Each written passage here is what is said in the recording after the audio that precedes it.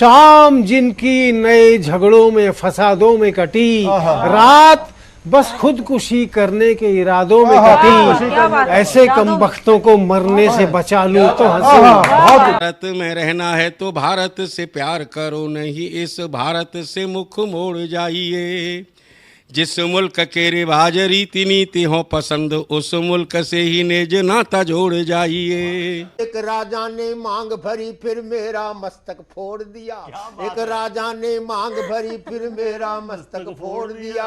5 साल वाला गठबंधन 10 महीने में तोड़ दिया। सुलझा विवाद श्री राम जन्मभूमि वाला, बन रहा मंदिर है जय सिया राम की। नाच नर नारी झूम धरती को चूम चूम, देवगण बोले जय जय अयोध्या धाम की। तुमने गोकुल की गोपियों से अगर क्या बात है। प्रेम का व्याकरण पढ़ा, फर्क नहीं होता है राजा और भिखारी में, दोनों की सांसें काटी हैं समय की तेज कटारी ने। भारत के नौजवानों भारती पुकारती है, भेदभाव छोड़कर साथ साथ आइए। गाँव पे लगी है फिर भारती की लाज, आज सिंहनाद कर सोए राष्ट्र को जगाइए। दोस्तों नमस्कार, मैं डॉक्टर प्रवीण शुक्ल आपको प्रणाम करता हूं। सतमौला कवियों की चौपाल में आपका हार्दिक स्वागत करता हूं। अभी मैं तेरे बच्चे का बाप बनने वाला हूँ, ये देख।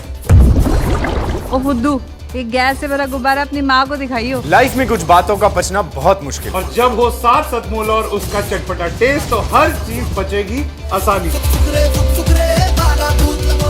सतमौला celebrates the release of Fukre 3 in theaters near you. जितना जी में आए खाओ, बस खाते ही खाते जाओ। डरने की क्या बात है जब सतमौला साथ है। टेस्ट है इसका सबसे निराला, हर दिल पर जादू कर डाला। स्वाद स्वाद में जमकर खाया, सतमौला ने खूब बचाया। खाने से डरता है क्या? सतमौला।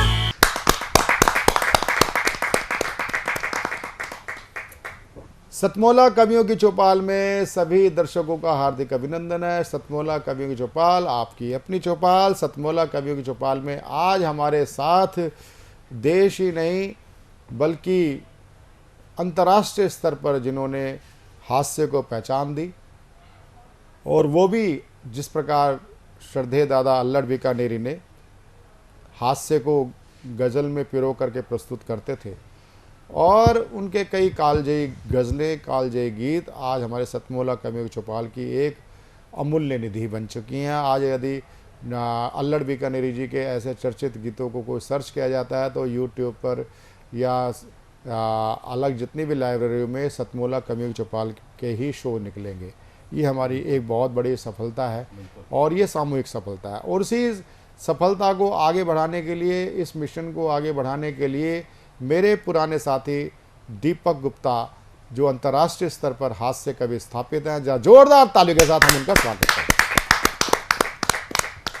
दीपक गुप्ता की कविताएं हास्य में चलते चलते चलते ऐसे पड़ाव पर पहुंच जाती हैं जहां पर आपको मर्म को छूते हुए वो उनकी कविता या गज़ल मार्मिक हो जाती है, आपको चिंतन करने पे मजबूर कर देती है। तो मैं ऐसे कवि के लिए एक बहुत ही अगर मैं दीपक कहूँ कि अगर आज आप अगर गीत सुनाते हो तो फिर मैं गीत की आपको भूमि दूँ।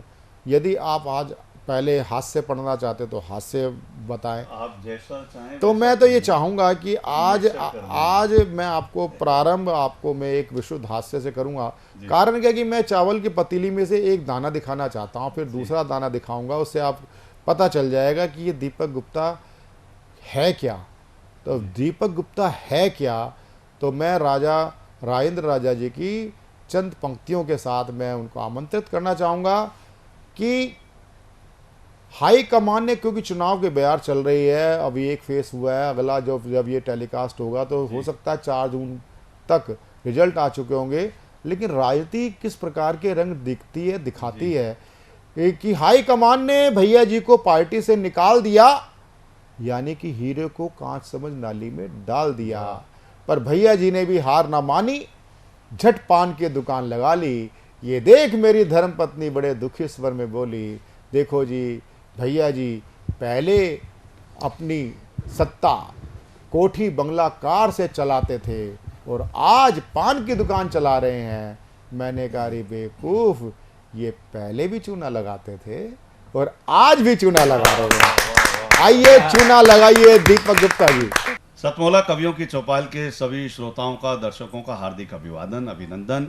आइए लेकर चलता हूं आपको उस काल में जिसको हम जानते हैं कोरोना काल के नाम से। कोरोना काल में जितनी दहशत लोगों को औरों ने नहीं पहुंचाई, इतनी दहशत एक तो मीडिया ने पहुंचाई। क्षमा चाहता हूं, लेकिन ये चैनल ऐसा नहीं है जो दहशत पहुंचाए, ये तो कविताओं के माध्यम से आनंद पहुंचाता है। इसीलिए ये कहने का भी मन है और बहुत हिम्मत हो रही है। बिल्कुल बिल्कुल बिल्कुल। तो जितनी दहशत वर्तमान न्यूज़ चैनलों ने फैलाई, या कहेंगे तथाकथित न्यूज़ चैनलों ने फैलाई, और कुछ हद तक डॉक्टरों का बड़ा भय रहा, तो मैं 2-3 छोटी छोटी रचनाएं देना चाहता हूं कि मैंने कहा कि एक आदमी जो छींक आने से मर गया, एक आदमी जो छींक आने से मर गया कई सवाल खड़े कर गया। एक आदमी जो छींक आने से मर गया कई सवाल खड़े कर गया। कुछ ने कहा कोरोना के कहर से मरा है, कुछ ने कहा कोरोना के कहर से मरा है, कुछ ने कहा बेरोजगारी की लहर से मरा है, पर पोस्टमार्टम रिपोर्ट में आया ये मीडिया के जहर से मरा है, ये मीडिया के जहर से मरा है। बहुत अच्छे बहुत अच्छे बहुत अच्छे बहुत अच्छे। और जहां तक डॉक्टरों का विषय है, मुझे अपनी एक रचना याद आती है। एक मरीज पहुंच गया डॉक्टर साहब के पास, बोला डॉक्टर साहब आपके प्रिस्क्रिप्शन में लिखी पहली दवाई, आपके प्रिस्क्रिप्शन में लिखी पहली दवाई कहीं नहीं मिल पाई, पूरा बाजार घूम आया। डॉक्टर मुस्काया, ये दवाई है ही नहीं, मैं तो पेन चलाकर देख रहा था ये चलता है कि नहीं। बहुत अच्छे बहुत अच्छे बहुत अच्छे। बोला डॉक्टर साहब आपके प्रिस्क्रिप्शन में लिखी पहली दवाई कहीं नहीं मिल पाई, पूरा बाजार घूम आया। डॉक्टर मुस्काया, ये दवाई है ही नहीं, मैं तो पेन चलाकर देख रहा था ये चलता है कि नहीं। मरीज बोला डॉक्टर साहब पता नहीं था कि आपका पेन भी यूं दगा देगा, पता नहीं था कि आपका पेन भी यूं दगा देगा, पर एक केमिस्ट तो कह रहा था कल ये दवाई मंगा देगा। वाह, पर एक केमिस्ट कह रहा था कल ये दवाई मंगा देगा, दूसरे केमिस्ट ने कहा कि इस दवा के पीछे मत ललचाओ, इसके बदले आयुर्वेदिक ले जाओ, और तीसरे केमिस्ट की बात सुनकर आपकी भी बुद्धि हिल जाएगी। उसने कहा है इसकी तो डिमांड बहुत है, ये ब्लैक में ही मिल पाएगी। बहुत अच्छे बहुत अच्छे बहुत अच्छे। उसने कहा कि इसकी तो डिमांड बहुत है, ये तो ब्लैक में ही मिल पाएगी। और चौथे केमिस्ट ने जब से मुझे ये बात बताई है कि ये कैंसर की दवाई है, तब से मेरी सांस हवा हवाई है, दहशत में जी रहा हूं। खांसी की दवा भी कैंसर की समझकर पी रहा हूं, क्योंकि जरा सा जहर काफी है यहां पर खुदकुशी के वास्ते, मगर हर रोज पीना पड़ रहा है जिंदगी के वास्ते, जिंदगी के वास्ते। वाह वाह। अब मैं जिनको सतमोला कवियों की चौपाल में जिनको मैं आमंत्रित करना चाहता हूं, वह होते हैं देश के सुप्रसिद्ध, देश के ही नहीं बल्कि विदेशों में भी जिनकी ख्याति है,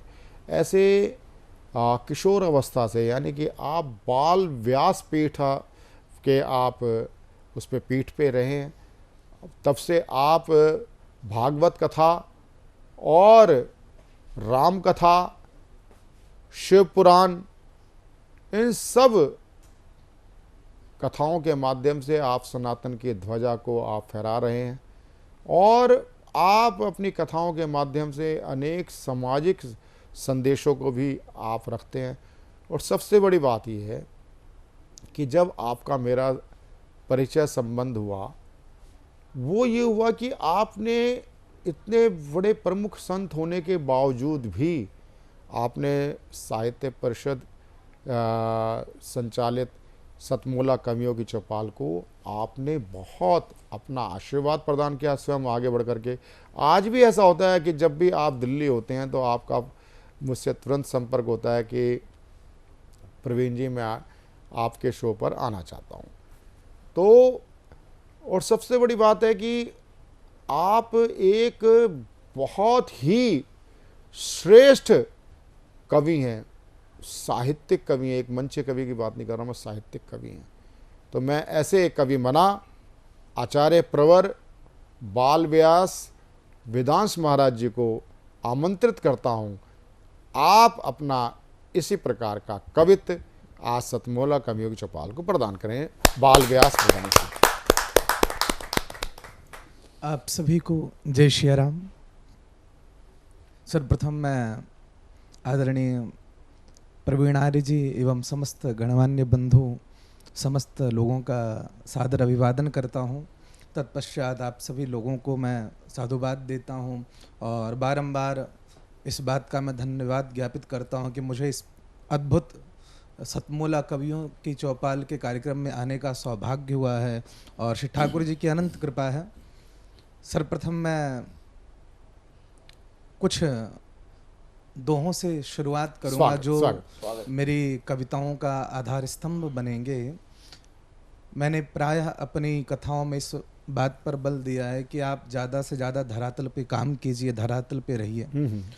तो मैंने बहुत पहले लिखा था कि भले पढ़ें सब लिखित कथाएं, भले पढ़ें सब लिखित कथाएं, लिए गुरु से ज्ञान, पर राम नाम बिनु बावरे कबहु न भय कल्याण। राम नाम बिनु बावरे कबहु न भय कल्याण।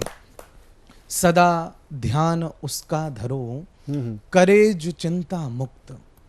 सदा ध्यान उसका धरो, करे जो चिंता मुक्त।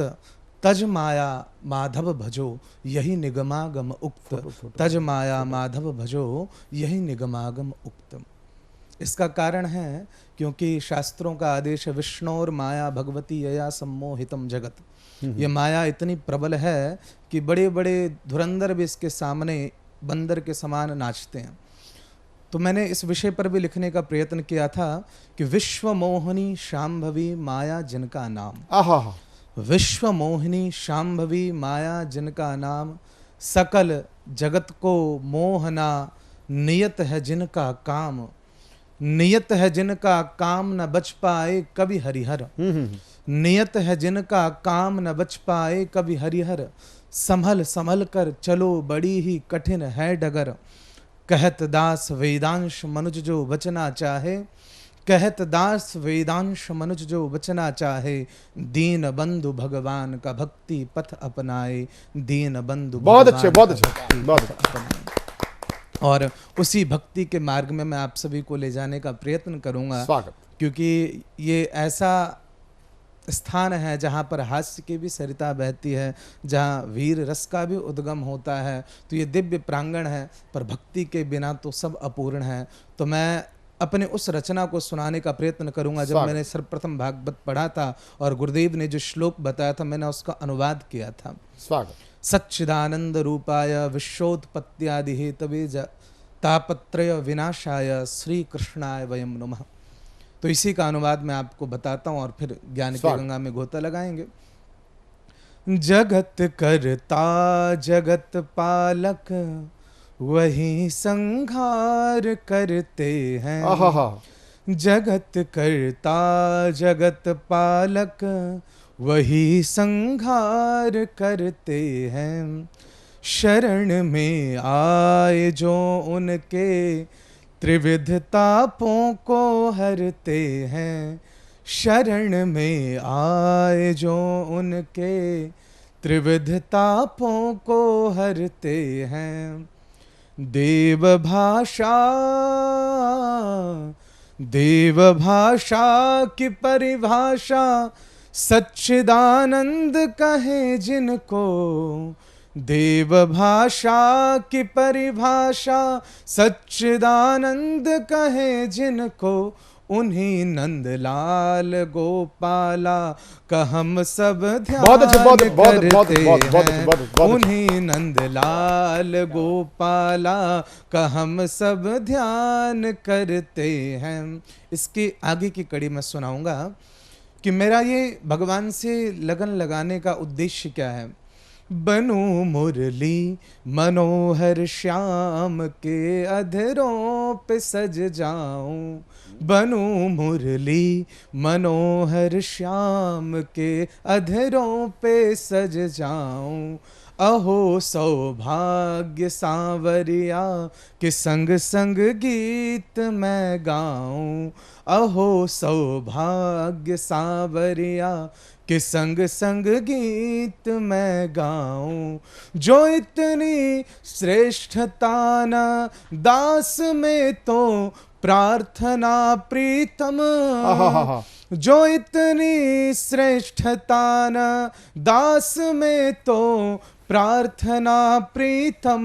बनाना पैर की जूती, बनाना पैर की जूती, चरण रज रोज मैं बहुत अच्छे, बहुत बहुत बहुत बहुत बहुत पैर की जूती, चरण रज रोज मैं पाऊं।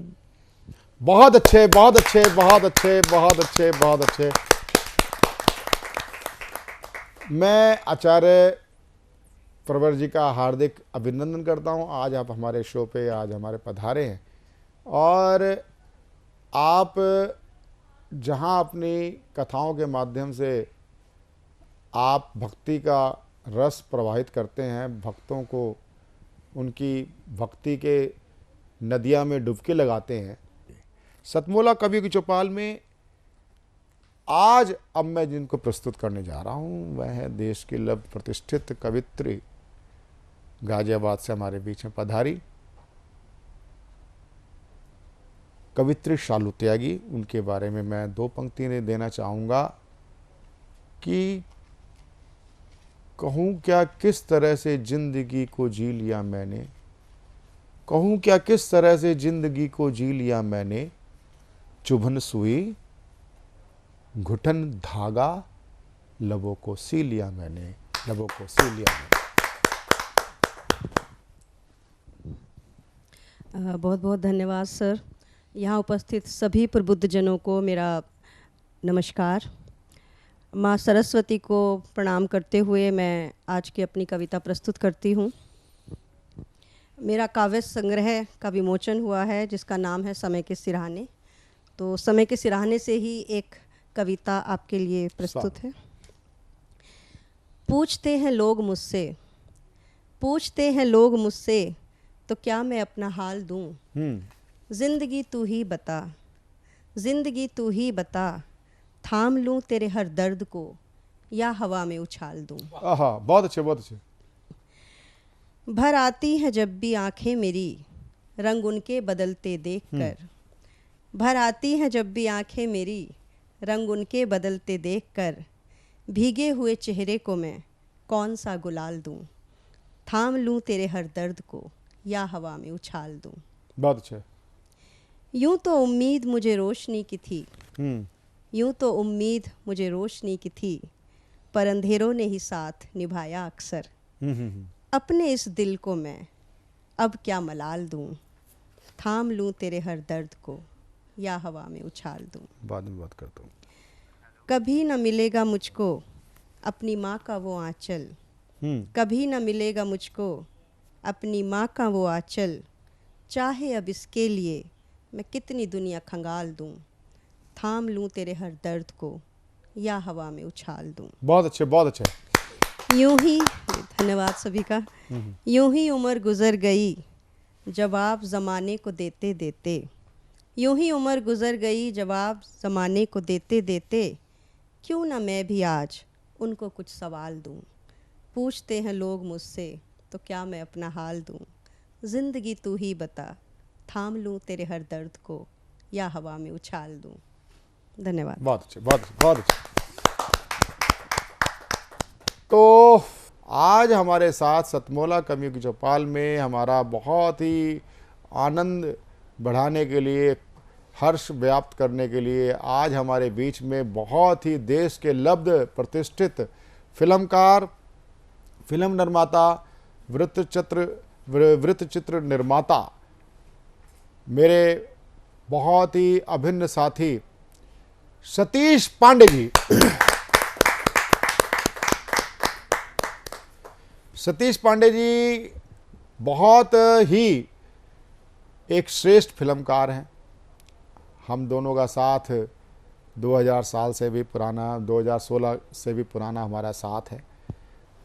एक सतीश जी की सबसे बड़ी उपलब्धि जो मेट्रो के जनजीवन पर आपने बनाई है, कई डॉक्यूमेंट्रीज और कई, एक सबसे बड़ी बात है कि अभी हाल में ही पिछले जो नेशनल अवार्ड्स हुए हैं उसमें सतीश पांडे जी की दिल्ली मेट्रो पे बनाई गई डॉक्यूमेंट्री को सर्वश्रेष्ठ डॉक्यूमेंट्री का अवार्ड मिलाया जा। जोरदार तालियों के साथ हम उनका अभिनंदन करते हैं। अभी हाल में ही, अभी 29 मार्च को आपकी एक बहुत चर्चित फिल्म रिलीज हुई है। फिल्म का नाम है बंगाल 1947। बंगाल 1947 देवेंद्र नाथ मंडल जी जो बंगाल के थे, बाद में विभाजन के बाद वो पाकिस्तान के कानून मंत्री भी बने, लेकिन उनका मोह भंग पाकिस्तान से हुआ, वो फिर वापस भारत में आ गए। लेकिन उनके एक छोटी छोटी एक भूलों के कारण देश का इतिहास एक बहुत रक्त रंजित हो गया। एक सीधे उस रक्त रंजित एक दृश्य को भी उन्होंने एक बहुत प्यारी सी एक प्रेम कथा के रूप में उन्होंने उसका प्रदर्शन किया।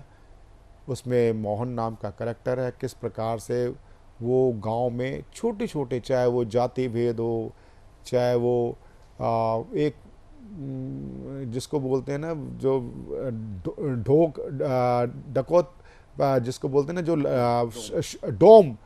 डोम जाति के लोगों के साथ उनका किस प्रकार से उनको पढ़ाना, ये करना। और आपने, सबसे बड़ी बात है कि आपने इस फिल्म में जिस प्रकार से न्यू कमर्स को आपने मौका दिया, आपने उनसे काम जिस प्रकार से लिया और एक सफल फिल्म बन पड़ी, इसके लिए हम बात करते हैं। सबसे पहले सतीश पांडे जी का एक बार दोबारा हार्दिक स्वागत है। तो सतीश पांडे जी, मैं आपसे जानना चाहता हूं कि आप, सबसे पहले मैं आपके जानना चाहता हूं प्रारंभ आपका हम लोग से हुआ, तो हम लोग से आप कैसे जुड़े, आपका हम लोग में आपकी क्या भूमिका थी, सतीश पांडे जी बताएं। सबसे पहले मैं आभार व्यक्त करता हूं आपका कि इतने पॉपुलर शो सतमोला कवियों के उस पर आपने मुझे बुलाया और मौका दिया कि मैं अपने बारे में कुछ कह सकूं। मैं रहने वाला नागपुर का हूं, बचपन से नागपुर में रहा और यहाँ पे जब मैं आया तो स्कूलिंग यहाँ पे की, लेकिन बचपन से ही मेरी एक हॉबी थी फोटोग्राफी। और फोटोग्राफी का इतना शौक था कि स्कूल में, कॉलेज में, फोटोग्राफी क्लब में मैं हमेशा जुड़ा रहता था। तो मैंने सोचा क्यों ना इस हॉबी को मैं अपना प्रोफेशन बना दूं। और ये सबसे बड़ी बात होती है कि जिस चीज़ की आपकी लाइकिंग होती है, अगर उसी को आपने प्रोफेशन बना लिया तो उसमें मज़ा कुछ और ही आता है। तो इस तरह से मैंने जब ग्रेजुएशन करके मैं चाह रहा था कि पूना फिल्म इंस्टीट्यूट में मेरा एडमिशन हो जाए, तो मैंने परीक्षा दी, इंटरव्यू के लिए गया, लेकिन इंटरव्यू में सिलेक्ट नहीं हो पाया। तो कोई बात नहीं, उसके बाद एक और कॉलेज था, सेंट जेवियर्स कॉलेज बॉम्बे में, वहाँ पे मैंने एक कोर्स किया। और उसके बाद चाहता था कि मैं बॉलीवुड में काम करूं, लेकिन पिताजी, हमारे माताजी ने कहा कि नहीं भाई, आप बॉम्बे बड़ा गंदा शहर है, आप दिल्ली आके ही कुछ करो। तो दिल्ली आके मैंने शुरुआत की। उतने में ही कि दूरदर्शन पे एक हम लोग ने दूरदर्शन पे एज ए कैमरामैन की नौकरी मैंने ली। और 3 साल नौकरी करने के बाद उसको टेक्नोलॉजी काफ़ी चेंज हो रही थी, एशिया का वक्त था, तो मुझे फिर भेजा गया पूना फिल्म इंस्टीट्यूट में ट्रेनिंग के लिए। तो वो वीडियो की ट्रेनिंग थी। वो करने के बाद जब वापस आया तो मुझे एक दिन मंडी हाउस में ही किसी ने कहा कि आपको पी कुमार वासुदेव जी बुला रहे, जो हम लोग के डायरेक्टर थे। तो मैं उनके पास गया, उन्होंने कहा कि भाई ऐसा है कि उस वक्त दिल्ली में बहुत ज़्यादा टेक्निकल एक्टर नहीं थे, बिल्कुल नहीं थे। तो वो एक ऐसे उसकी खोज थी कि कोई मिले। उनका कैमरामैन या डीओपी जो होता था वो बॉम्बे से आता था, तो उसके लिए उनको कभी फ्लाइट लेट होगी और यहाँ पे तो शोज होने हैं, तो उन्होंने कहा कि आप आएंगे, एक बार ट्राई कीजिए। तो मैंने फिर शुरुआत की। तो करीब 156 एपिसोड होते थे, उसमें से करीब 150 एपिसोड मैंने लगातार करीब 1.5 साल 2 साल ये हम लोग का पूरा छायांकन as a chief cameraman DOP मैंने किया और बड़ा मज़ा आया। इतनी सारी कहानियाँ, इतनी सारे उसके किस्से हैं, क्योंकि हम लोग ऐसा एक सीरियल था जो एक परिवार की तरह सब, बिल्कुल हर परिवार में, मतलब मैं जब घर अपने वापस जाता था तो लोग मेरे लिए इंतजार करते थे कि भाई ये बता दो कल क्या होने वाला। दादी की डेथ होगी, ये तो नहीं होने वाला, ऐसा तो नहीं होने वाला। तो एक रास्ते खाली होते थे जब हम लोग आता था, तो उससे बड़ा एक वो मिला। और हम लोग करने के बाद मेरे पास फुर्सत ही नहीं थी। सतीश जी, मुझे ध्यान आता है हम लोग का, क्योंकि जिस टाइम हम लोग सोप ओपेरा शुरू हुआ था उस समय मैं खुद गांधर्व महाविद्यालय से मैं संगीत विशारद का मेरा सेकंड ईयर था। उस समय पूरी हम लोग की टीम कोरस जो सॉन्ग होता था ना उसके लिए उनको लिए कंपलसरी था कि वो करना। तो वो गांधर्व विद्यालय में चाहे वो सीमा भार्गव हो, चाहे वो आसिफ शेख हो, हाँ ये सब सारे लोग आते थे। तो उनसे मेरा भी परिचय हुआ। फिर भी बाद में फिर में हमारे साथ अजीज कुरैशी वगैरह सारे इंस्पेक्टर खान वगैरह बनते थे, सब मिलना जुलना हुआ। और वो एक बहुत मतलब मैं जहाँ तक मानता हूँ कि वो आपकी लाइफ का माइलस्टोन रहा है। बिल्कुल माइलस्टोन रहा है, और लाइफ का एक ऐसी स्थिति थी कि मतलब वो परिवार ऐसा बन गया था। पूरे करीब हम 40 लोग थे, जो एक्टर हो गए, टेक्नीशियन हो गए, तो ऐसा लगता था कि पूरा परिवार है। और हर मतलब शाम को 4 बजे हम मंडी हाउस से चलते थे, उस वक्त मेटाडोर चलती थी। मेटाडोर से लेके स्वामी धीरेन्द्र ब्रह्मचारी का स्टूडियो होता था उन दिनों गुड़गांव में। काफ़ी बड़ा स्टूडियो होता था, योग के लिए वो स्टूडियो नहीं था, लेकिन उस वक्त हम उसको यूज़ करते थे। बहुत बड़ा स्टूडियो था। अच्छा, हम लोग की शूट वहाँ पे होती। अच्छा। और ये आज जानकारी अलग मिली आज। तो 7 बजे शूट शुरू होता था, रात के 12-1 बजे 2 बजे तक अलग अलग किस्से मतलब सीन्स जितने भी होते थे वो शूट कर। पहले ये शो जो था वीक में एक बार ही बनता था, लेकिन इतना पॉपुलर हुआ कि इसको दूरदर्शन ने कहा, नहीं इसको सरकार ने कहा कि इसको हफ्ते में 3 बार कीजिए। और उसमें बहुत सारे आप अगर देखें तो इतना पॉपुलर हो गया था, उसके द्वारा बहुत सारे सोशल मैसेजेस देने की कोशिश की। बिल्कुल। बहुत सारी सोशल मैसेजेस दिए कि परिवार में क्या होना चाहिए, एक संयुक्त परिवार में कैसी कैसी प्रॉब्लम्स आती है और इसे कैसे उलझो। तो ज़्यादातर उस वक्त एक संयुक्त परिवार। सतीश जी, ये तो मैं वाकई में कहते हैं। इसके बाद आप अगला आपका पड़ाव क्या रहा? जैसे ही हम लोग शूट किया तो मेरे पास बहुत सारा काम था, मतलब 30 दिनों में 60 दिनों का काम था, इतना काम था। तो मुझे नौकरी छोड़नी पड़ी और फिर काफ़ी काम किया मैंने 1-2 साल। लेकिन उसके बाद एक ऑफ़र और मिला।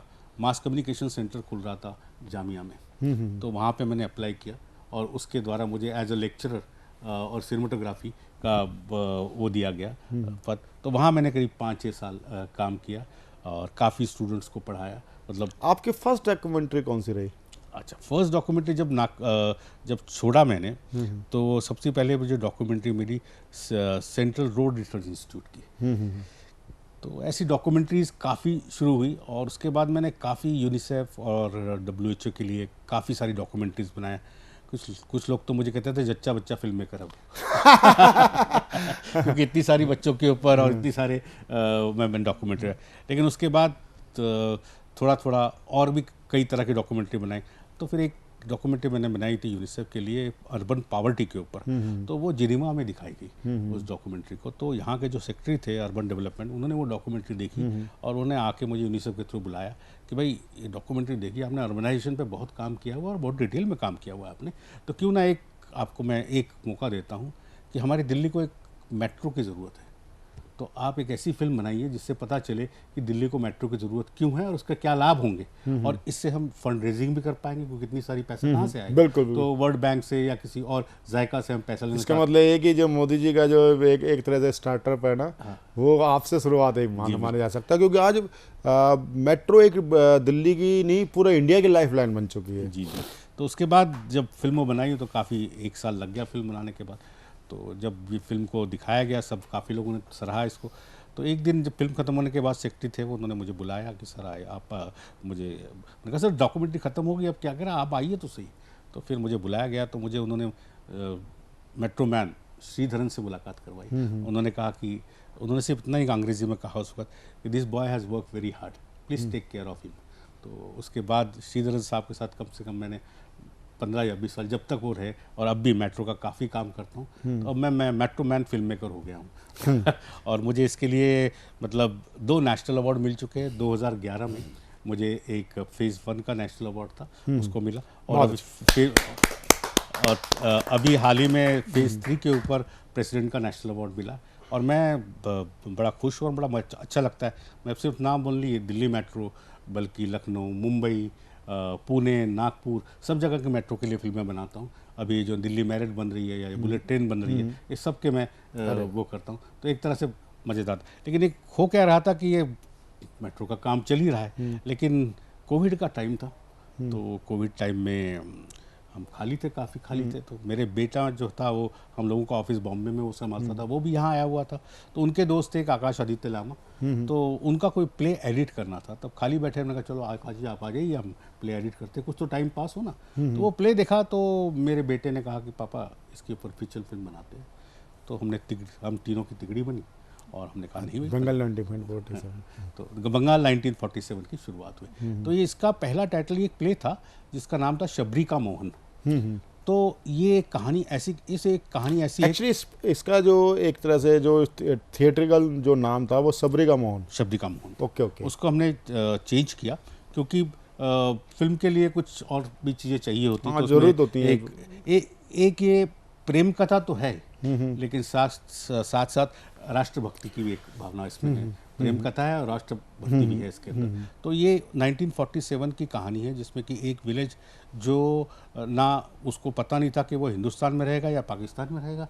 तो वहाँ पे एक लव स्टोरी थी और एक ऊंची जात वाले लड़के और मोहन और एक नीची डोम की बेटी शबरी, उसकी कहानी थी। तो इसके द्वारा हमने काफ़ी सोशल मैसेजेस डालने की कोशिश की। ये सिर्फ एक आम फिल्म नहीं है जो आपको कमर्शियल फिल्म है जो पैसे कमाने के लिए हमने बनाई है, पर इसको हमने बनाया काफ़ी सोशल। बहुत बड़ा हाईली रिस्क लिया आपने। मैं पूरी फिल्म आपने स्पेशल कुछ हटके कर, जिंदगी में कुछ हटके करने की हमेशा आदत रही है मुझे। तो हो सकता है मैं सफल हूँ या ना हूँ, लेकिन मैं हटके कुछ काम नहीं सफल तो कह रहा है सतीश जी। आपकी वो फिल्म बहुत कुछ कहती है जी। तो उसमें हमने दिखाया है कि लड़कियों को पढ़ाना चाहिए, छोटी जाति बड़ी जाति नहीं होती, और भी कई पॉलिटिकल वो थी जो हमको लगा कि उसमें दो सुंदर गाने अभिषेक ने जो है अभिषेक रे जिन्होंने गुलजार की एल्बम बनाई, बहुत शानदार, बड़ा कर्णप्रिय। मैं उनको करीब 25 साल से जानता हूँ और बड़े बड़े फिल्मों की करती है। मैंने कहा मेरे पास पैसा नहीं है भाई, तुझे ये करना है। उन्होंने कहा मैं सतीश जी आपके लिए करता हूँ।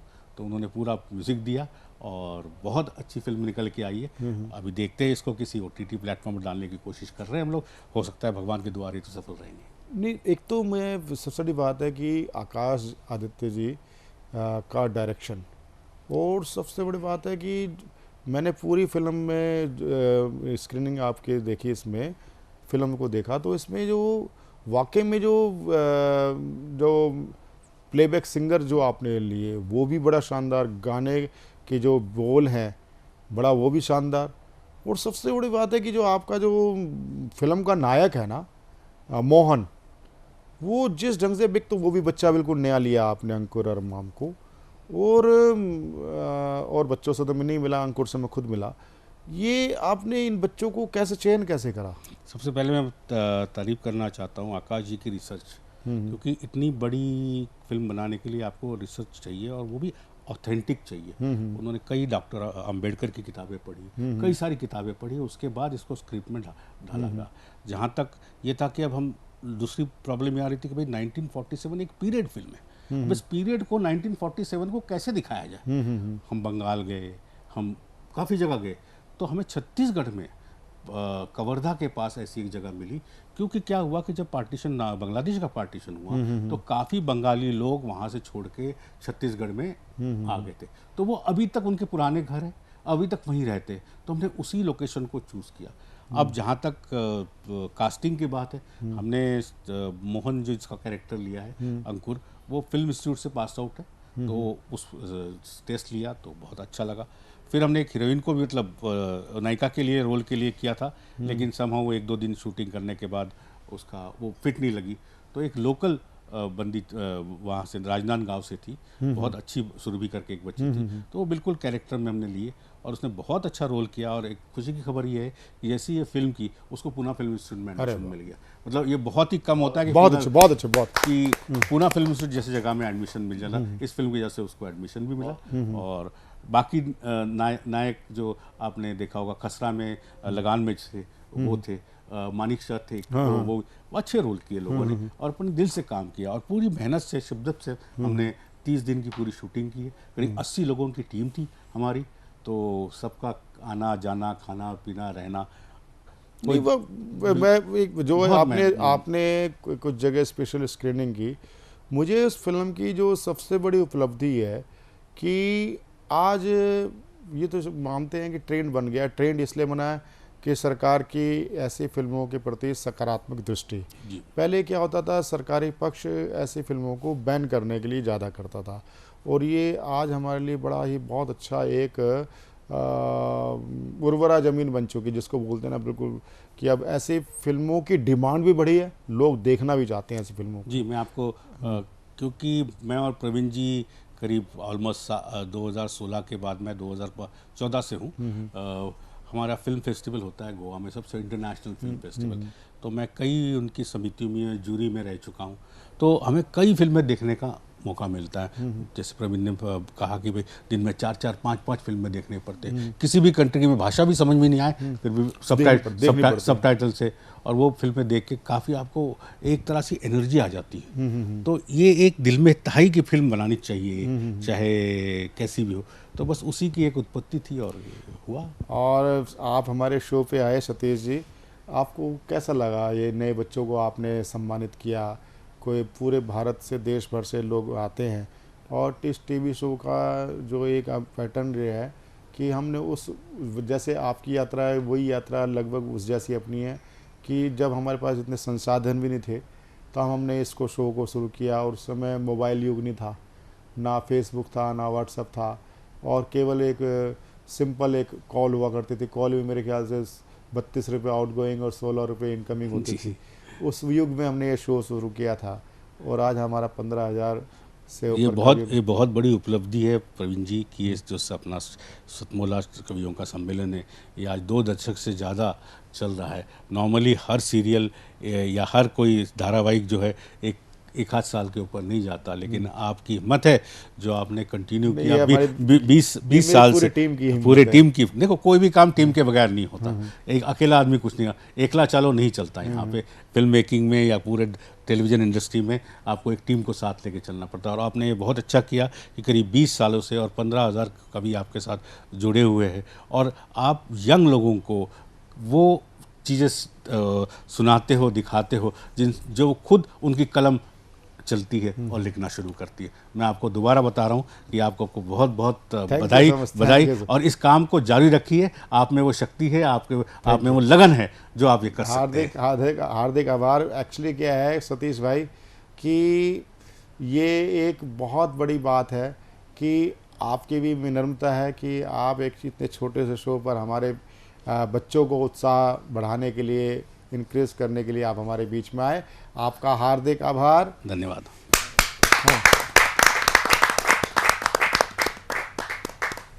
सतमोला कवियों की चौपाल में आज हमने जिन लोगों को सुना, आपने आज सतमोला कवियों की चौपाल का जब ये प्रसारण हो रहा होगा उस समय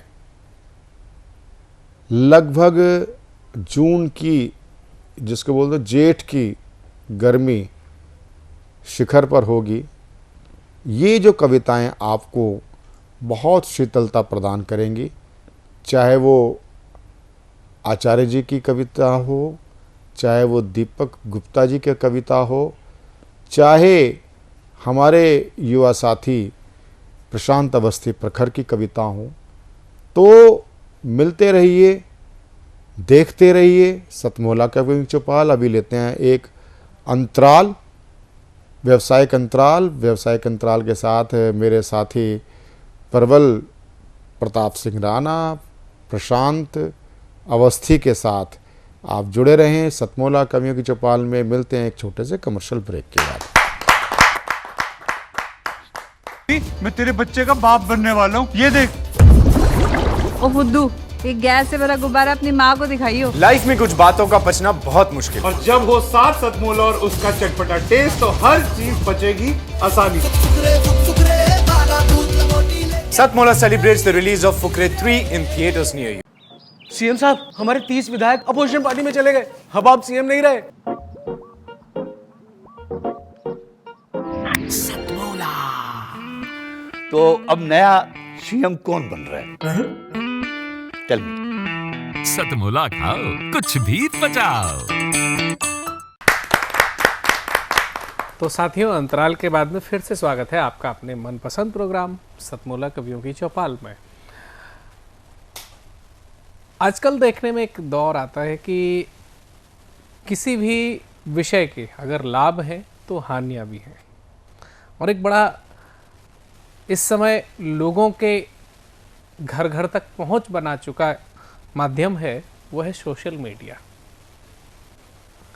साथियों, भारतवर्ष में हम उस शिक्षा पद्धति को जी रहे हैं जो शिक्षा पद्धति वर्षों से चल रही है। हमने अपनी शिक्षा पद्धति में बदलाव लाना शुरू नहीं किया। कई महत्वपूर्ण मुद्दे जिन पर चर्चा होनी चाहिए, शिक्षा मिलनी चाहिए, वह शायद है कि हमारे शिक्षा विभाग से अभी अछूते हैं। शिक्षा विभाग बहुत सी नई जानकारियां तो दे रहा है, लेकिन जो मुख्य बात है वह यह है कि अभी तक उसने लोगों को फ़ोन कैसे प्रयोग किया जाए, सोशल मीडिया कैसे यूज की जाए, या इन गैजेट्स के प्रयोग करने के दौरान क्या सावधानियां बरतनी चाहिए, किस उम्र के लोगों को इस पर आना चाहिए, इन तमाम मुद्दों पर अभी तक कोई भी हम ऐसा कोर्स नहीं बना पाए हैं। तो अध्यापक का यह प्रथम कर्तव्य होता है कि वह आए और ज़रूरत की चीज़ों के विषय में अपने छात्रों को ज़रूर जागरूक करे। तो आज ऐसे ही एक ज्वलंत मुद्दे पर डीएवी कॉलेज की एक ऐसी अध्यापिका जो कविताएं भी लिखती हैं, कविताओं का शौक़ भी रखती हैं, और उनका नाम होता है नेहा देशवाल जी। मैं आमंत्रित करता हूं उनको आप सबकी जोरदार तालियों से। आइए स्वागत करते हैं। मैं अपने अनुभव के आधार पर कुछ पंक्तियां लिख के लाई हूँ जी। मैं ये तो नहीं कहूँगी कि इससे बच्चे कुछ सीखेंगे, बट बच्चे अपने आप को जानेंगे ज़रूर कि क्या हो रहा है आज के समाज में जी। और इसका शीर्षक मैंने अभी कुछ निश्चित नहीं किया, आप मुझे बताइएगा इसका शीर्षक क्या होना चाहिए। सुनो सहेली तुम्हें बताऊं एक पते की मैं यह बात, सुनो सहेली तुम्हें बताऊं एक पते की मैं यह बात, सोशल मीडिया घात लगाए, सोशल मीडिया घात लगाए बैठा है रिश्तों पर आज। बच्चे बूढ़े और जवान, बच्चे बूढ़े और जवान जो बन रहे हैं रील्स पर महान। घर में वो एक सीधी बात ना करते, घर में वो एक सीधी बात ना करते, पर सोशल मीडिया पर संस्कृति व संस्कार का दम भरते। फेसबुक पर जो लगे रहा, फेसबुक पर जो लगे रहा, आप भी आसपास देखेंगे बहुत सारे लोग सारा दिन मोबाइल चलाते हैं और फेसबुक की रील्स चेक करते हैं। फेसबुक पर जो लगे रहा, मान लो तुम वो अकेला बड़ा, लाइक्स और फॉलोवर्स की जो डींग है भरते, लाइक्स और फॉलोवर्स की जो डींग है मारते, अपने पड़ोसी का भी कभी सुख दुख ना बांटते। भाई जब से कोविड आया, भाई जब से ये कोविड आया, सोशल मीडिया ऐप्स ने तो गजब ढाया। पहले तब भी परिवार मिलकर एक साथ बैठ जाया करते थे, पहले तब भी परिवार मिलकर एक साथ बैठ जाया करते, अब तो खाने के लिए भी जवाब अपने कमरों से बैठकर व्हाट्सएप पे करते। आपने देखा एक नया ऐड भी आया है थे चाय पत्ती के बारे में, जिसमें बच्चा माँ को सुन नहीं रहा है। हमारा समाज पैसों से फैशन से तो तरक्की कर रहा है, हमारा समाज फैशन से पैसों से तरक्की तो कर रहा है, पर रिश्तों व संस्कृति में पिछड़ रहा है। पर छोड़ो तुम ये सारी बातें, पर छोड़ो तुम ये सारी बातें, ये फिर कभी कर लेंगे आते जाते। और बताओ प्रिय सहेली, और बताओ प्रिय सहेली, क्या करती हो मेरी इंस्टा रील्स पर लाइक्स डेली? याद दिलाती हूँ भूल ना जाना, याद दिलाती हूँ भूल ना जाना, हमारी फेसबुक फ्रेंडशिप रील को तुम आगे पहुँचाना।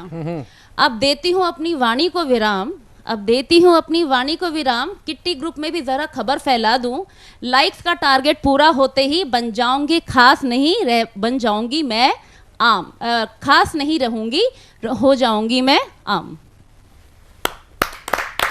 बहुत ही शानदार कविता आपने पढ़ी, और कवियों की बात होती है तो कविता की बात होती है, और कविता कवि अगर कहीं इशारा करते हैं तो वह इशारा करते हैं कि भक्ति भी हो, शक्ति भी हो, वीरता भी हो और मातृत्व भी हो। तो आज मैं बुलाना चाहता हूँ नोएडा से पधारी हुई मनीषा जोशी जी को कि वो आएँ और कृष्ण भक्ति पर अपनी कविता प्रस्तुत करें। आप सबकी जोरदार तालियों से उन्हें आमंत्रित करते हैं। सभी दर्शकों को मेरा बहुत बहुत नमस्कार और संचालक महोदय को नमस्कार। पहले एक मुक्तक देती हूँ और फिर उसके बाद मैं अपना गीत पढ़ूंगी। मुझे पहले यूँ लगता था नज़ाकत चाहिए मुझको, मुझे पहले यूँ लगता था नज़ाकत चाहिए मुझको, समझ में आ गया है अब बगावत चाहिए मुझको, समझ में आ गया है अब बगावत चाहिए मुझको। कहाँ दुनिया समझती है यहाँ जज्बात औरत के, कहाँ दुनिया समझती है यहाँ जज्बात औरत के, मुझे जीना है खुद अपनी हिफाजत चाहिए मुझको, मुझे जीना है खुद अपनी हिफाजत चाहिए मुझको। बहुत सुंदर। और कृष्ण पर एक गीत है मेरा। जब कृष्ण वृंदावन छोड़ के जा रहे थे तो राधा और सभी गोपियों का क्या हाल था, उसी पे गीत है। जाने क्यों मैं उस छलिए के छल को ना पहचान सकी, जाने क्यों मैं उस छलिए के छल को ना पहचान सकी, लाखों दंत कथाएं जिसकी उसको मैं ना जान सकी, लाखों दंत कथाएं जिसकी उसको मैं ना जान सकी। भोली सूरत वाला कान्हा, भोली सूरत वाला कान्हा मन के बंधन खोल गया, भोली सूरत वाला कान्हा मन के बंधन खोल गया। जाते जाते मुख पर वो बातें ज्ञान की बोल गया, जाते जाते मुख पर वो बातें ज्ञान की बोल गया।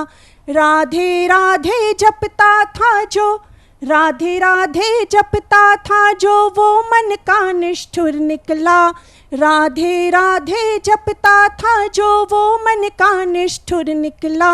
मिलन सदा करने वाला वो बिछुड़न को आतुर निकला, मिलन सदा करने वाला वो बिछुड़न को आतुर निकला।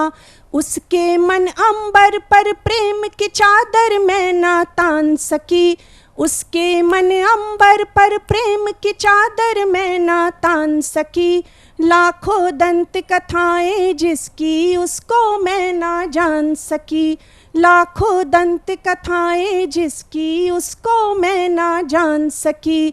निर्गुण भक्ति की राह दिखा कर कैसे ज्ञान से बांध गया, निर्गुण भक्ति की राह दिखा कर कैसे ज्ञान से बांध गया। मेरे नैना विचलित करके अपने अश्रु वो साध गया, मेरे नैना विचलित करके अपने अश्रु वो साध गया। मुरली की तानों वाला वो, मुरली की तानों वाला वो शब्दों का भंडार लगा, मुरली की तानों वाला वो शब्दों का भंडार लगा।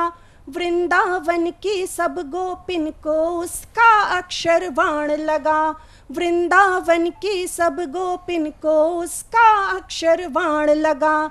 ज्ञानी कान्हा की वो बातें, ज्ञानी कान्हा की वो बातें मन से मैं ना मान सकी, ज्ञानी कान्हा की वो बातें मन से मैं ना मान सकी। लाखों दंत कथाएं जिसकी उसको मैं ना जान सकी, लाखों दंत कथाएं जिसकी उसको मैं ना जान सकी। और इसका अंतिम बंद है। कहता है मन पथरज बनकर, कहता है मन पथरज बनकर चरण कमल वो छुआऊं, रख दे मुरली अधरों पे वो विरह रागिनी मैं गाऊं। कहता है मन पथरज बनकर चरण कमल वो छुआऊं, रख दे मुरली अधरों पे वो विरह रागनी मैं गाऊं। जतन करे कितने भी कान्हा, जतन करे कितने भी कान्हा याद हमारी आएगी, मथुरा की उन गलियन में ये राधा ना मिल पाएगी, मथुरा की उन गलियों में ये राधा ना मिल पाएगी। छल बल से मैं रोकूं उसको, छल बल से मैं रोकूं उसको, इतना ना बस ठान सकी। लाखों दंत कथाएं जिसकी उसको मैं ना जान सकी, लाखों दंत कथाएं जिसकी उसको मैं ना जान सकी, लाखों दंत कथाएं जिसकी उसको मैं ना जान सकी। बहुत ही शानदार और भक्तिपूर्ण तरीके से जब ये गीत गाया गया तो शब्द शब्द ये कह रहा था कि ये भावनाओं से भरा हुआ गीत है, ये संवेदनाओं से भरा हुआ गीत है और ये अर्चनाओं से भरा हुआ गीत है। और आगे बढ़िए, यानी कि हम भी आगे बढ़ते हैं और बुलाते हैं अगले कवि को, जो कवि हमारे बीच में मेरठ की धरती से चल कर के आया। मेरठ की धरती शौर्य की धरती है, मेरठ की धरती पराक्रम की धरती है और मेरठ की धरती ने हमें स्वतंत्रता का पाठ पढ़ाने की शुरुआत की थी। तो आइए उसी मेरठ की धरती पर चलते हैं और बुलाते हैं डॉक्टर अश्वनी भान को, आप सबकी जोरदार तालियों के माध्यम से। सर्वप्रथम मैं सभी श्रोतागणों को नमस्कार करता हूं और सतमोला कवियों की चौपाल के सभी सदस्यगणों को मैं नमस्कार करता हूं। मेरठ की क्रांतिकारी धरती से चलकर के मैं आया हूं। 1857 की क्रांति का एक छोटा सा दृश्य अपनी रचना में लाया हूं। हमें भूलना नहीं चाहिए उन शहीदों को, उन जवानों को जिनकी शहादत से हमें आज स्वतंत्रता की सांसें मिल रही हैं। तब मैं पेश करता हूँ, ज़्यादा भूमिका नहीं बनाऊँगा। इस अंबर में दिखती है फांसी वाली रूहानियाँ, इस अंबर में दिखती है फांसी वाली रूहानियाँ, मेरठ की धरती सुनाती है सन 57 की कहानियाँ, मेरठ की धरती सुनाती है सन 57 की कहानियाँ। पेट की भूख मिटाने को जब सांसें बेची जाती थी, पेट की भूख मिटाने को जब सांसें बेची जाती थी, विरोध करने वालों की भी खालें खींची जाती थी, विरोध करने वालों की भी खालें खींची जाती थी। ईस्ट इंडिया की बर्बरता पर फरंगी करता मनमानियाँ, मेरठ की धरती सुनाती है सन 57 की कहानियाँ, मेरठ की धरती सुनाती है सन 57 की कहानियाँ। बहुत सुंदर। हनन हुआ जब मानवता का सत्ता की गर्मी से, हनन हुआ जब मानवता का सत्ता की गर्मी से, विद्रोह करना जरूरी हुआ तब पापी और अधर्मी से, विद्रोह करना जरूरी हुआ तब पापी और अधर्मी से, तब लाखों लोगों ने दे दी वतन के खातिर कुर्बानियाँ, मेरठ की धरती सुनाती है सन 57 की कहानियाँ, मेरठ की धरती सुनाती है सन 57 की कहानियाँ। मंगल पांडे ने जब क्रूर मेजर ह्यूम को मारा था, मंगल पांडे ने जब क्रूर मेजर ह्यूम को मारा था, 85 विद्रोहियों ने फरंगी को ललकारा था, याद आई थी जालिमों को अपनी अपनी नानियाँ, मेरठ की धरती सुनाती है सन 57 की कहानियाँ, मेरठ की धरती सुनाती है सन 57 की कहानियाँ। और जन जन में जब गुस्से की चिंगारी फूटी थी, और जन जन में जब गुस्से की चिंगारी फूटी थी, सैनिकों ने अंग्रेजों की आयुधशाला लूटी थी, ओगढ़नाथ के मंदिर में है आज भी जवानों की निशानियाँ, मेरठ की धरती सुनाती है सन 57 की कहानियाँ। तातिया टोपे ने अपने नाम का डंका बजा डाला, तातिया टोपे ने अपने नाम का डंका बजा डाला, बहादुर शाह जफर ने भी अपना बलिदान दे डाला। चारों तरफ थी आग जनी और बस्ती बनी वीरानिया, मेरठ की धरती सुनाती है सन 57 की कहानियाँ, मेरठ की धरती सुनाती है सन 57 की कहानियाँ। नाना साहब को पकड़ने वाला धूल जंगल की छान गया, नाना साहब को पकड़ने वाला धूल जंगल की छान गया, पकड़ सका ना परछाई भी वो फिरंगी उनसे हार गया, पकड़ सका ना परछाई भी वो फिरंगी उनसे हार गया, चारों फिरंगी उनसे हार गया। अवंती बाई वो हजरत महल, अवंती बाई वो हजरत महल, लड़ी लक्ष्मी बाई मर्दानिया, मेरठ की धरती सुनाती है सन 57 की कहानियाँ, मेरठ की धरती सुनाती है सन 57 की कहानियाँ। बहुत ही शानदार कविता पढ़ी आपने, वंदे मातरम। और जो मेरठ की धरती सुनाती है सन 57 की कहानियाँ, ये अपने आप में बड़ा ही गौरवशाली विषय है कि जब कोई व्यक्ति अपने कार्यक्षेत्र, अपने जन्म स्थान को बताने में फ़ख्र महसूस करता है कि वहाँ ऐसे शूरवीर हुए हैं जिन्होंने देश के लिए अपनी प्राण निछावर करने में भी कभी पीछे नहीं हटे।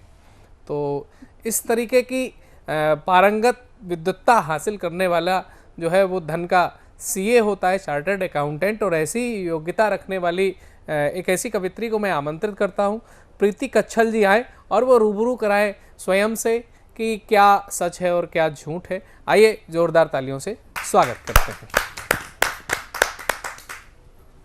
नमस्ते, मेरी कविता का शीर्षक है रूबरू, जिसको लिखने की शुरुआत तो मैंने 2015 में करी थी, लेकिन इसको पूर्ण विराम आज ही मिला है 11 बजे। तो प्रस्तुत है वह कविता। क्या टुकुर टुकुर देखता है तू, क्या टुकुर टुकुर देखता है तू, क्या बार बार सोचता है तू, क्या टुकुर टुकुर देखता है तू, क्या बार बार सोचता है तू, वही जो तूने चाहा तुझे नहीं मिला, वही जो तूने चाहा तुझे नहीं मिला, और देख जो तूने नहीं चाहा वो तुझे कैसे मिला। तो खुश रहे इस जिंदगी में तू, बर्बाद मत कर एक पल भी सोचने में तू, लग जा उसमें भी जो चाहा न मिला, लग जा उसमें भी जो चाहा न मिला, दूर नहीं वो दिन भी जब मिल जाएगा मनचाहा किला, दूर नहीं वो दिन भी जब मिल जाएगा मनचाहा किला। कौन कहता है कि तू आगे नहीं, कौन कहता है कि तू आगे नहीं, सुन आगे की कोई परिभाषा नहीं, ना बांध इस जिंदगी को परिभाषा तले, कर ले वो भी जहां तेरा मन चले, चलना ही तो निशानी है जिंदगी की, चलना ही तो निशानी है जिंदगी की, थम के बैठ जाना हंसी है अरमानों की, चलना ही तो है निशानी जिंदगी की, थम के बैठ जाना हंसी है अरमानों की। किंतु अरमान तले अपने को तू मत फड़फड़ा, किंतु अरमान तले खुद को ना फड़फड़ा तू, अपने पंखों को सीमा तले ना तड़पा तू, किंतु अरमान तले खुद को ना तड़पा तू, अपने पंखों को सीमा तले ना फड़फड़ा तू। पंखों के साथ उड़ चल, पंखों के साथ उड़ चल, नीले गगन में प्रिय, यही तो सच्ची जिंदगी है जो खुद के साथ जिए दूजे के लिए, यही तो सच्ची जिंदगी है जो जिए खुद के साथ दूजे के लिए। रूबरू हम रोज ही होते, रूबरू हम रोज ही होते, अपने आप से कुछ पल के लिए, रूबरू हम रोज ही होते, अपने आप से कुछ पल के लिए। तीर कमान सदृश आगे आते, तीर कमान सदृश वापस आते, कार्य क्षेत्र में जीने के लिए। कीर्ति ख्याति आभा प्रसिद्धि, कीर्ति ख्याति आभा प्रसिद्धि, नहीं चाहिए कुछ भी हमको, बस थोड़ी सी कला चाहिए, नाविक को कुशल पतवार चाहिए, बस थोड़ी सी कला चाहिए। नाविक को कुशल पतवार चाहिए। हिलो कभी ना तुम पढ़े लिखे हो, डिगो कभी ना तुम पढ़े लिखे हो। मुट्ठी भर अनबूझ पहेलियों से तिलांजलि मत दो अपनी रुचियों को तुम। जीवन है चंद दिनों के लिए, खुशियाँ लो खुशियाँ बांटो भी तुम। जीवन है 4 दिनों का भाई, साथ है कब तक न जाने कोई। ये जिंदगी दोबारा न मिलेगी भाई। निराश ना होना जीवन में बिल्कुल, निराश ना होना जीवन में बिल्कुल। राणा सुभाष के वंशज तुम, निराश ना होना जीवन में तुम। स्वामी विवेकानंद के वंशज तुम, माँ जीजा के गुणों से सराबोर हो। बनो वीर छत्रपति शिवा से तुम। रूबरू होकर स्फूर्तिमय होकर, रूबरू होकर स्फूर्तिमय होकर। हृदयस्थ रख श्री कृष्ण का नाम। रूबरू होकर स्फूर्तिमय होकर, हृदयस्थ रख श्री कृष्ण का नाम। उठा चक्र हस्त तू अपने, उठा गीता जी हस्त तू अपने। चल पड़ इस जीवन के धाम, चल पड़ इस जिंदगी के धाम। Thank you. बहुत ही शानदार तरीके से आपने रूबरू कराया जिंदगी के तमाम पहलुओं से। आपने रूबरू कराया भारत के तमाम सिद्धांतों से, भारतीय संस्कृति से, और आपने रूबरू कराया कि दैनिक दिनचर्या में हमारा जीवन शैली कैसी होनी चाहिए। अब हमें लगता है कि हमें सच्चाई की राह पर चलना चाहिए, और वही राह इस समय संयोग बन रहा है कि हम एक ऐसी कविता की ओर बढ़ रहे हैं जिस कविता का शीर्षक ही है सच बोले। तो क्या बोलें सच, और कितना बोलें सच, और कैसे बोलें सच, ये सब समझाने के लिए हमारे बीच में एक बहुत ही कविता के पारखी विद्वान जिनका नाम होता है देव कुमार पवार, मैं आमंत्रित करता हूं आप सबकी जोरदार तालियों से कि वो आए और कविता। धन्यवाद। संचालक महोदय की परमिशन लेके मैं शुरू करता हूँ। जी जी। तो टीवी में देखिएगा, मतलब कई बार कहा जाता है कि झूठ का अंधेरा इतना है कि हर जगह से झूठी इन्फॉर्मेशन की और मतलब झूठी चीज़ों की जो है बारिश हो रही है, उसमें जो सच है वो दब जाता है। तो उसके लिए कुछ शब्द लिखे हैं, कुछ कविताबद्ध करने की कोशिश की है। तो मैं आपके सामने प्रस्तुत करता हूँ कि एक ही सच को बार बार कहो, झूठ पर से पर्दा उठ जाता है। सच को अनेक तरीके से कहो, अभिव्यक्ति के नए नए आयाम ढूंढो। तर्क की हर कसौटी पर झूठ को तोलो, फूट जाए उस खोल में से सच का झरना। जीवन के सौंदर्य को निहार सको सच के निर्मल झरने के बहाव में। सच बोलो, बार बार बोलो, इतना कि कर्म की पगडंडियों पर चलते हुए तुम्हारी आत्मा से तुम्हारी भेंट हो हर द्वंद्व में। सच बोलो, बार बार बोलो, ताकि झूठ के कोलहाल में मुक्त रह सके तुम्हारी आत्मा हर हाल में। सच बोलो, बार बार बोलो, ताकि ना भटक सको अज्ञात में। सच बोलो, बार बार बोलो, झूठ ना रह पाए सच के भेष में। सच बोलो, बार बार बोलो, इतना कि उसके हर चेहरे से परिचित हो आप, और अपनी नस्लों को दे जाओ सच को झूठ से अलग करने वाली कीमिया। यही कीमिया आपका विकास क्रम तय करेगी कि मानव सभ्यता के किस पायदान पर खड़े हो आप। इसलिए सच बोलो, बार बार बोलो, और इतना कि झूठ के सारे पर्दे उठ जाए और वह मुंह छुपाकर चला जाए। सच बोलो, बार बार बोलो। धन्यवाद। बहुत ही शानदार आपके माध्यम से विषय बताया गया कि सच बोलो और बार बार बोलो। एक बार बोलो, 1000 बार बोलो, ये बोलने की चीज़ है हमारा सत्य। तो बोलते रहिएगा, ऐसा हमारे कवि महोदय कहना चाहते हैं। सतमोला कवियों की चौपाल में आज वीडियो सेगमेंट में हमारे साथ जुड़ रहे हैं देश के सुप्रसिद्ध कवि जिनकी अनेक कविताओं की म्यूज़िक एल्बम आ चुकी है, सुप्रसिद्ध गायक गायिका ने उनकी कविताओं को अपना स्वर दिया है, ऐसे गुरदीन वर्मा 12 राजस्थान से हमारे बीच में जुड़ रहे हैं। जहाँ जोरदार तालियों के साथ हम उनका स्वागत करते हैं। क्या होता है पिता, यह एहसास होता है तब, बनता है जब कोई पिता, अनाथ कोई होता है जब। क्या होता है पिता, यह एहसास होता है तब, बनता है जब कोई पिता, अनाथ कोई होता है जब। रहकर मुफलिसी में पिता, बच्चों को भूखे नहीं रखता। रहकर मुफलिसी में पिता, बच्चों को भूखे नहीं रखता। छुपा लेता है अपने दर्द और आंसू, कुछ बच्चों को वह रखता। बुलाकर बच्चों की गलती, बुलाकर बच्चों की गलती, पिता ही देता है प्यार। बुलाकर बच्चों की गलती, पिता ही देता है प्यार। बच्चों के सुख के लिए पिता झुका भी देता है नभ। क्या होता है पिता, यह एहसास होता है तब, बनता है जब कोई पिता, अनाथ कोई होता है जब। देख नहीं सकता पिता बहते आंसू अपने बच्चों के, देख नहीं सकता पिता बहते आंसू अपने बच्चों के। पिता ही करता है साकार सपने अपने बच्चों के। तड़प उठता है पिता, तड़प उठता है पिता, देखकर बच्चों पे मुसीबत।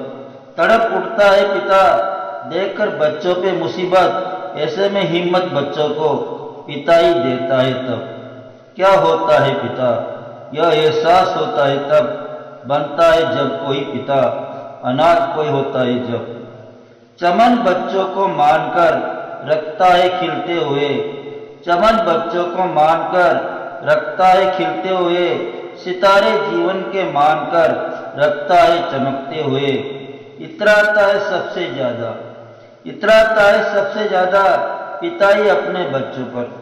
इतराता है सबसे ज्यादा, पिता ही अपने बच्चों पर।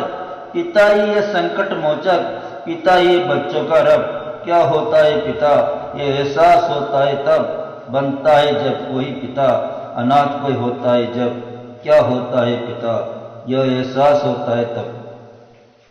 जो सतमोला कवि चौपाल आज इतना आगे वटवृक्ष बन चुका है आप सभी के मंगल कामनाओं सहयोग के कारण, उसके जड़ में हैं वो हैं हमारे सतमोला कवि चौपाल के प्रायोजक श्री अनिल कुमार मित्तल जी, जो सतमोला के एमडी भी हैं और चेयरमैन हैं। सुनते हैं उनका शुभकामना संदेश। नमस्कार दोस्तों, मैं अनिल मित्तल, चेयरमैन सतमोला ग्रुप। मैं जैसे आप सब लोग जानते हैं कि 2004 के अंदर मैंने सतमोला कवियों की चौपाल आरंभ करा परवीन आर्य के साथ मिलके। तो हमारा उद्देश्य दोस्तों यही था कि जो आज ये काव्य पाठ है, जो ये बुद्धिजीवी वर्ग जो ये सुंदर काव्य पाठ हम लोग करते हैं, तो वो धीरे धीरे आज के ज़माने में लुप्त ना होता जाए। जो आज मॉडर्नाइजेशन चल रहा है, जितना टीवी पे हम और भी चीज़ें बढ़ती जा रही हैं, तो ये ना हो कि हमारी पुरानी जो ये एक संस्कार थे, पुरानी सभ्यता थी, कविता पाठ था, वो धीरे धीरे ये लुप्त होता जा रहा था। तो इसीलिए हम दोनों ने मिलकर 2004 के अंदर सतमोला की कवियों की चौपाल आरंभ करी, जिसके अंदर हम ऐसा प्लेटफॉर्म देते रहे हैं जिसके अंदर नए से नए कवि जो भी कवि काव्य पाठ है उसमें करना चाहे उसका स्वागत करते हैं हम लोग, उन्हें मौका देते हैं नए नए कवियों को। और आप लोगों से यही निवेदन है कि जो भी चाहे आप पहली बार काव्य पाठ करते हैं तो आप सतमोला कवियों की चौपाल के प्लेटफॉर्म पर आएँ, आप लोगों का स्वागत है। उसके अंदर आप अपनी मौलिक कविताओं को सुनाएं, उनके अंदर जो भी कमी होगी तो हमारे पुराने जो एक्सपीरियंस कवि हैं वो उनको सुधारेंगे और आपको और इम्प्रूव करने की कोशिश करेंगे।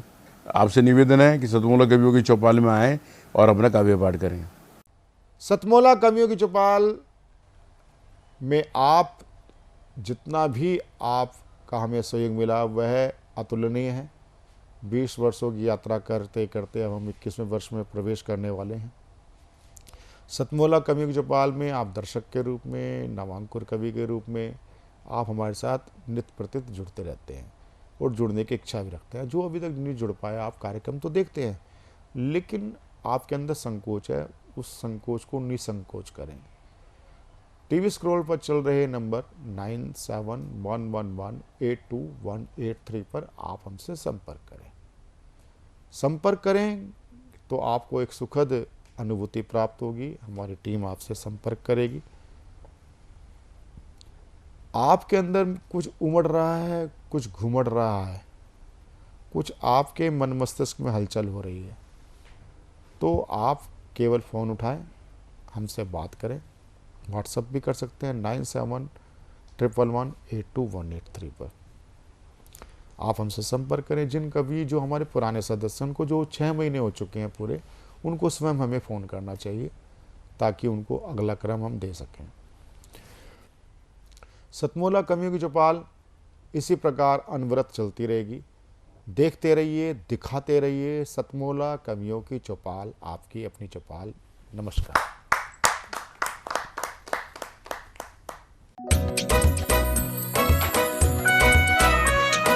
हर पल मस्ती और रंगीन विद सतमोला नमकीन, इससे बेटर है नथिंग। सतमोला नमकीन डिफरेंट टेस्ट है बेमिसाल, पनीर भुजिया भी कमाल, इसके टेस्ट के सब शौकीन। हाँ सतमोला नमकीन, सतमोला स्वीट्स एंड नमकीन, इससे बेटर है नथिंग।